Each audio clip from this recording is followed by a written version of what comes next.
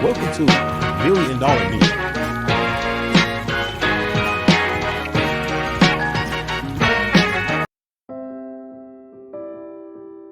Value makes the difference in results. Value makes the difference.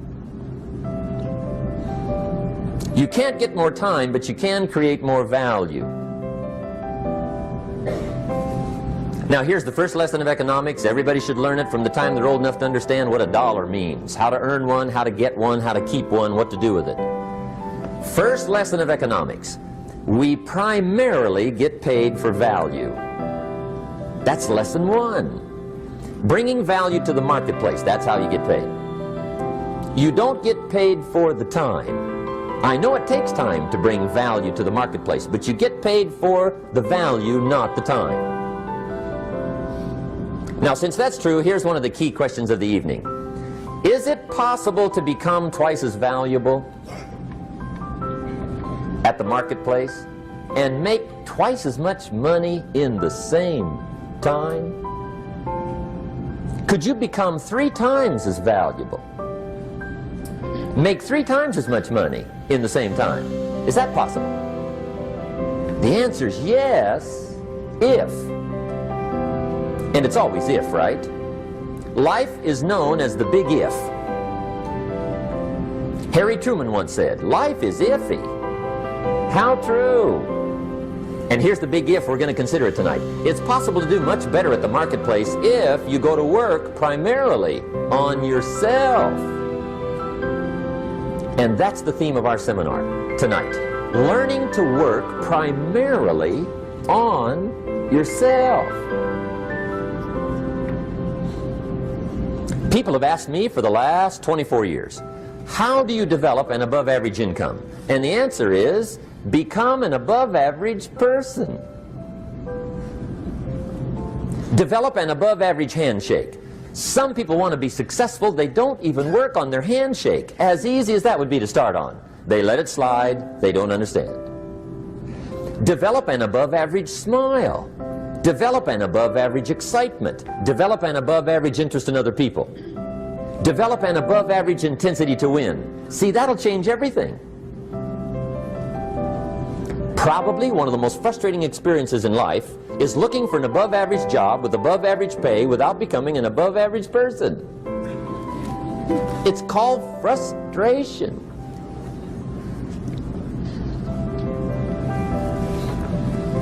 And Mr. Schoaf gave me probably the greatest clue he gave me when I first met him. He said, Jim, if you want to be wealthy and happy the rest of your life, just learn this lesson well. He said, learn to work harder on yourself than you do on your job.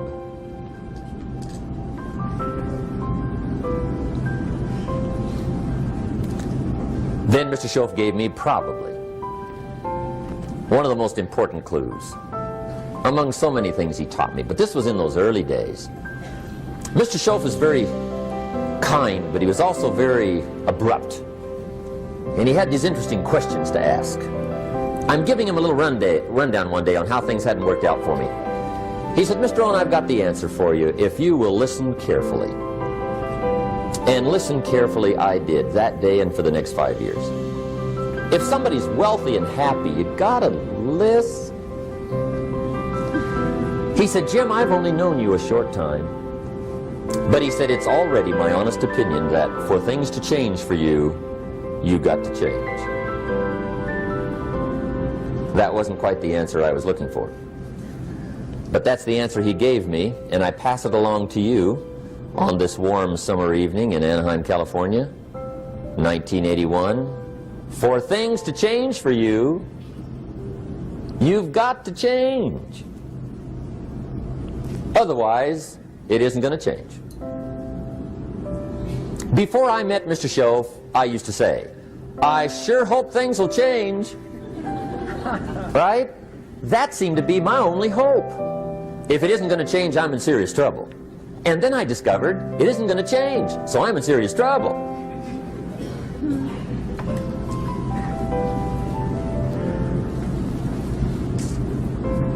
See, I can tell you what the 80s are going to be like. You have dropped into the right place. I did a seminar one time for Standard Oil executives and management in Honolulu. And we're having a conference one day on this big conference table. And one of them said to me, Mr. Rohn, you know some fairly important people halfway around the world. What do you think the 80s are going to be like? I said, gentlemen, I do know the right people. I can tell you. So they all listened very carefully. And I said, gentlemen, based on my wide experience, I can really honestly say to you, in my opinion, in the 80s, it's going to be about like it's always been. Aren't you glad you came? That's inside. I don't pass that around just everywhere. Now, of course, I said that to make a point, but I also said it because it's accurate. It's going to be about like it's always been. It isn't going to change.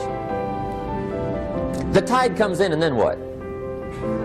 It goes out for 6,500 years that we know of, recorded history, and probably long before that. So it is not going to change. It gets light, and then what? It turns dark. 6,500 years. See, it's not likely to change. And we're not to be startled by that. And if the sun goes down, the guy says, what's happened, what's happened? It means he hasn't been here long, I guess, right? It always goes down about this time. The guy says, well, I don't like that arrangement. Well, you got to talk to somebody besides me, right? It gets light, then it turns dark. In rotation, the next season after fall is what? Winter. Pray tell, how often does winter follow fall? Every year regularly for the last 6,500 that we know of. See, it is not going to change. Now, some winters are long, and some are short, and some are hard, and some are easy, but they always come right after falls. It isn't going to change. Sometimes you can figure it out, sometimes there's no way to figure it out. Sometimes it goes well, sometimes it gets in a knot. Sometimes it sails along, sometimes it gets in reverse. See, that's not going to change. The last 6,000 years reads like this: opportunity mixed with difficulty. That's how it reads. It isn't going to change. The man says, well, if it isn't going to change, how will my life ever change? Answer, when you change. And whether I'm talking to high school kids or business executives, my message is always the same. And it goes like this: the only way it gets better for you is when you get better.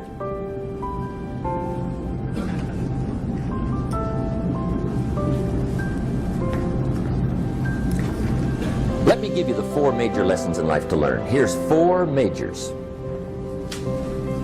It's good to study the majors. In our weekend seminar we teach, some people don't do well because they major in minor things. You've got to be on the lookout. At the end of every week, end of every month, you've got to check, make sure you're not spending major time on minor things. We go through that whole series. Majors and minors. Now, let me give you 2 phrases before we get to the 4 majors. This will set it up and you'll see where I'm going. 2 key phrases for your notes. Here's the first one. Life and business is like the changing seasons. That's the first phrase. Life and business is like the changing seasons. One of the best ways to describe life, it's like the seasons. Frank Sinatra sings, life is like the seasons. Now here's the second phrase. Very important. You cannot change the seasons, but you can change yourself. You can't change the seasons, but you can change yourself. And see, that's how life gets better for you, not by chance, but by change. Now here's the 4 major lessons in life to learn. I've got my first book finished, came out a couple of weeks ago. This is in it, the 4 major lessons in life to learn. Here they are. Number 1, learn how to handle the winters. That's lesson 1. They come right after falls, with regularity. Some are long, and some are short, and some are hard, and some are easy, but they keep coming. You must learn to handle the nights. They come right after days. You must learn to handle difficulty. It comes right after opportunity. You must learn to handle recessions. They always follow progressions. For the last 6,000